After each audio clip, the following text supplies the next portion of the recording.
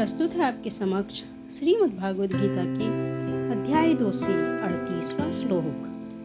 सुख दुखे समीकृत्वा लाभालाभो जया जयो ततो युद्धाय युजस्व नैवं पापं वापस्यसि।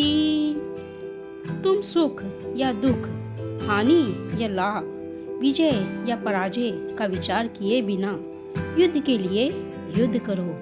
ऐसा करने पर तुम्हें कोई पाप नहीं लगेगा। कहने का तात्पर्य है, अब भगवान कृष्ण प्रत्यक्ष रूप से कहते हैं कि अर्जुन को युद्ध के लिए युद्ध करना चाहिए, क्योंकि यह उनकी इच्छा है। कृष्ण भावनामृत के कार्यों में सुख या दुख, हानि या लाभ, जय या पराजय को कोई महत्व नहीं दिया जाता। दिव्य चेतना तो यही होगी कि हर कार्य कृष्ण के निमित्त किया जाए। अतः भौतिक कार्यों का कोई बंधन नहीं होता। जो कोई सतोगुण या रजोगुण के अधीन होकर अपनी इंद्रिय तृप्ति के लिए कर्म करता है, उसे अच्छे या बुरे फल प्राप्त होते हैं। किंतु जो कृष्ण भावनामृत के कार्यों में अपने आप को समर्पित कर देता है, वह सामान्य कर्म करने वाले के समान किसी का कृतज्ञ या ऋणी नहीं होता।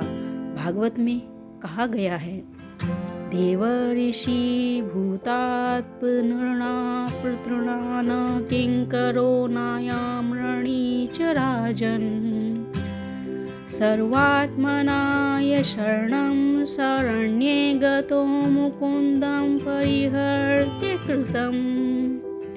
जिसने अन्य समस्त कार्यों को त्याग कर मुकुंद श्री कृष्ण की शरण ग्रहण कर ली है, वह न तो किसी का ऋणी है और न किसी का कृतज्ञ। चाहे वे देवता, साधु, सामान्य जन अथवा परिजन, मानव जाति या उनके पितर ही क्यों न हों।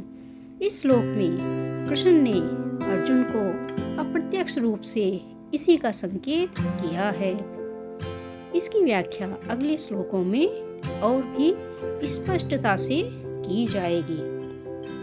तो यहाँ पर श्री कृष्ण अर्जुन से यही कहना चाह रहे हैं कि दुख और सुख, लाभ और हानि, विजय और पराजय का विचार किए बिना तुम अपने कर्तव्य का पालन करो। और क्षत्रिय होने के कारण तुम्हारा कर्तव्य युद्ध करना है। यदि तुम ऐसा करोगे तो तुम्हें कोई भी पाप नहीं लगेगा। यही श्लोक का अर्थ है। हरे कृष्ण राधे राधे।